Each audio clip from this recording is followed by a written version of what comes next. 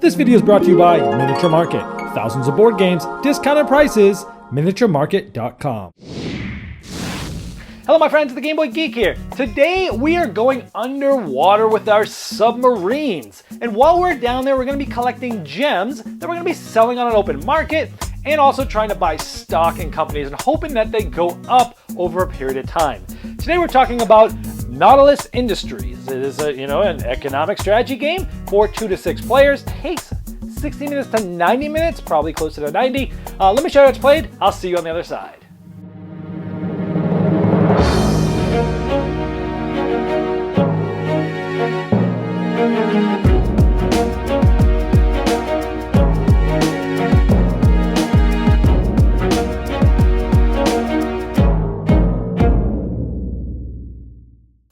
In this stock game, you're going to be selling commodities and the values will be fluctuating throughout the game. And companies that use those commodities, their stock values are going to be going up during the game. And you're going to be using the different markets to try to make the most money. At the beginning of the game, everybody gets to select a player board, which essentially is giving you a color and some submarines. And it also has a player aid on there that you can see. There'll be one mining area set up for the number of players. In this case, we're playing with 3 players. There's 3 boards here. Each mining area has 5 different types of goods. They all have the same 5 types, which is gold, delirium, nitronium, Illyrium, and iron. At the beginning of the game and every round, each board is going to get 5 gems randomly pulled out of this bag and placed on there. They're also numbered at the beginning, 1, 2, and 3. Let's talk about how a turn works, because essentially there's multiple rounds in this game. Each round, each player is going to get to take 3 turns in successive clockwise order. One player will start with the start player marker, they'll go first, and each player will take those 3 actions. You also start with a warehouse capacity at 1. This tells you you can store 1 gem on here from round to round, and let's go over the different possible actions you can do on your turn. The first is placing a sub. When you place a sub, you can put it on any of the places where there is not already a sub. So in this case, I'll go to the 3rd market board and I'll place it on the black iron. Now, if I want to, you can spend $5. Now, you don't start with any money, but in subsequent rounds, you'll have money. $5 to place an upgrade on this sub. I will take it from the bag. And this tells me that I am upgrading the green, which means when it's my turn to take these black gems, because I'm there, I'll also get to take a green, assuming it's still there. Also note that I'm on board 3, and these are going to resolve in 1, 2, 3 order by default. So that's just placing a sub. I'll just place it there and do nothing else. If I want to, spend $5 and upgrade it with another one. And it could be any color. Now, the turns are really fast. I could upgrade my warehouse, so go from a 1 to a 2. So there, now I could store 2. That would be an action. Next time it comes to me, I could switch to gems. So let's say these 2 other players are on these boards. You take 1 gem from one color and swap it with a board, with a different board in a different color. So boom, I just swapped this, and this guy's very mad at me because I just took the gem that he was going to take away from him and put it where nobody else is. You can also switch mining order. So this is going to go 3rd. And maybe in this case I want to go first, so I will swap these 2, and then I'll flip them to lock, meaning that nobody else can swap these mining boards this specific round. And the last possible action you could do is buying a stock. Now, there's 5 different stocks, and each of these stocks are basically the colors of the types of gems that are being used in the game. Now, each one of these has a stock value of 1, 2, 3, 4, 5, 6. 6 different stocks of each color. I just showed you one here to show you the different colors, but all of these have 6 laid out. Here's a closer look at how cool these stocks look. I mean, they do look realistic with signatures and the way they're written out. Now, this one is worth 1 share, and it's only $4. This one is $8 and it's worth 2 shares. All the way up to the 6 share, which is $30. Now, all the stock companies have the same prices. They're all exactly the same from a buying standpoint. Now, let's say I bought this one. I couldn't have done this in the first round, but let's say I have this stock with 4 shares and it's the green Tesla Electric Company stock. At the end of the game, if this green, wherever this green one is, we see 3x, 4x, all the way up to 10x. If at the end of the game it's here, it's 7 times 4, this is worth $28 at the end of the game because it's 4 shares times 7, and that's sort of what the stock does, is it's giving you the value of the company, and the higher the company goes up and the more stock you have, the more money you'll have at the end of the game. Now, after all the players have taken all 3 actions, we then go to the market phase, and we do each of these boards one at a time. So we start with board number 1. Now, in all the boards, you see numbers here, gold, delirium. You start with gold and you always go clockwise. There's nobody here, here, here. I'm the only one here. Anytime you have a sub somewhere, you always take 2 gems, if they're available, from the spot that you place. So I'm going to take these 2 black gems. Also, I upgraded this, so I'm going to take the green gem that's here. Now, interesting to note is that if there was another player here, this player could have gone there, taken this gem before me, and then this upgrade I spent $5 for, I wouldn't get it. So there's a lot of meanness in this where you can see what people are doing, and you can act, and turn order is very important. In this case, he didn't go there, so essentially I can take this gem, this one goes back in the bag. This was just to tell me that I was going green, and that's the end of that board. After every single board's resolved, we then go to the sell. Now, starting with the start player, we ask, do you want to sell? Now, even though if people didn't buy stuff or get stuff on that board, it doesn't matter. Everybody going clockwise gets a chance to sell. Now, we know that my market, my warehouse capacity is only 2. I'm only going to be able to keep 2 of these. And we see, well, you know what? This one's worth more money right now. Let's sell this. I will sell my green gem here for $5, and I would take $5 from the bank.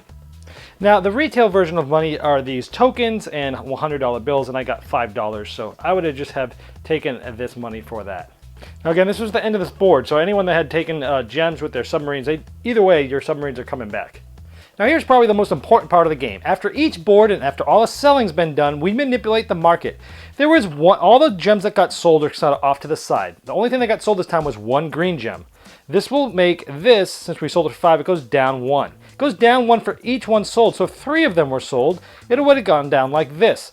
But it didn't. We sold 1, so it went down by 1. Anything that didn't get sold goes up by 1. So as the different boards go, you can, make the price go up and wait a little while if you can hold it in your warehouse and sell it for more, but then it comes down. Also, for every one bought, or sold, I should say, for that color, the stock goes up 1. And in this case, the green was here, but if you had sold 3, green would go up there. Once a stock starts in this region, it's -1. So if you sold 2 green, you'd only move it up 1. And also, if you're in your last area and you're starting there, if you sold 2 green, you wouldn't move at all. If you sold 3 green, you'd only go up 1. And the game will end as soon as any stock gets to 10, but we'll go over that in just a moment. You would then do the same for boards 2 and 3 in that order, giving people the gems with their subs, selling if you want, and then manipulating the market. And then you would pass the first player token to this player, and you'd just start another round. But before you do that, you would fill up each board randomly with 5 gems from the bag. And again, after the last stock has gotten to 10, essentially you stop. Everyone can sell theirs, but the market's not manipulated. And as I showed you before, however many stocks you have at these different, they're going to be worth a different amount of times. And then essentially all your stock value plus all your money, and whoever has the most is the winner. All right, well, there is Nautilus Industries. Now, I typically do like economic games. I also like stock manipulation games and things like that. But from time to time, they're usually hit or miss for me. This one I really, really enjoyed. Very highly recommend this game. There's a lot here. The main thing that I really loved about it is the simplicity of it. There's only a few actions you can do on your turn, but with those actions, there's a lot of depth, a lot of game in there as to what you're going to do. Even just the one action of placing your subs. That one action has so much thought as to where you are, especially in turn order. Which board am I going to place on? This one's going to go first, but someone might switch that, and now it's going last. Which gems am I going to grab? Hey, I'm going to go on this board 3, which is going to resolve last. I'm going to go with all these gems. I'm going to upgrade and get another one, because it's at like $7. If no one sells it on board 1 or 2, I'm going to make like 9 times 3, all right? But then you look, okay, can anybody sell those now? Is anybody going for them yet? Lots of good, interesting things. That's the main part of the game, is trying to figure out where to put your subs, but when to buy the stock. Which ones to buy? Do you want to go gangbusters in one? Or do you want to just kind of diversify middle of the road, all of them, to be sort of safe? If you gangbusters in one, people are going to be going against you and making sure not to buy that, and make pacts with other people. Hey, don't buy that one. Even if it goes up high, don't buy it, because that's the only person that's going to do well with it. And there is more actual like gamering and negotiations that's not really in the rules, that is part of this game, where you kind of get alliances with people and you work together to push up the stocks that you have better. Lots of interaction, simplicity, but amazing. I love how when you don't sell things, it goes up, and as things get bought, those stocks go up. Thematically, all that makes sense. The market's easy to understand, but lots of depth. I really like this game. If you like stock games at all, or economic games, this is absolutely one to check out. Highly recommend it, but it can be a little bit takedown, a little bit mean. So if you don't like people messing with you, swapping a gem, or changing the order of things, then you might want to lean away from this one. Although it is a part of the game, although it doesn't overtake the game, because you can do the same thing to them in a different round. So overall, I really love this game. The only complaints I can have is, say, I think the game goes on a little too long for what it is, how simple it is, even though there is that depth. Around 90 minutes is about right. I would like to have seen this game between 60 and 75 minutes tops, so it's a small complaint. It would probably get to the table more if it was slightly shorter, and I think the game plays out long enough in the hour to have maybe made those stock, the stock spaces a little bit smaller, so the game would have ended a little shorter. Also, those cubes, those weird, huge cubes don't even fit on the stock board. That was sort of a weird design. Maybe it was like a last minute upgrade or something like that, but they don't really fit on the stock board, and that's a complaint too from the production side of things. But other than that, fantastic game, and I love it so much that I am going to be keeping it in my gaming library. So for that, let's induct it properly with a saxophone serenade.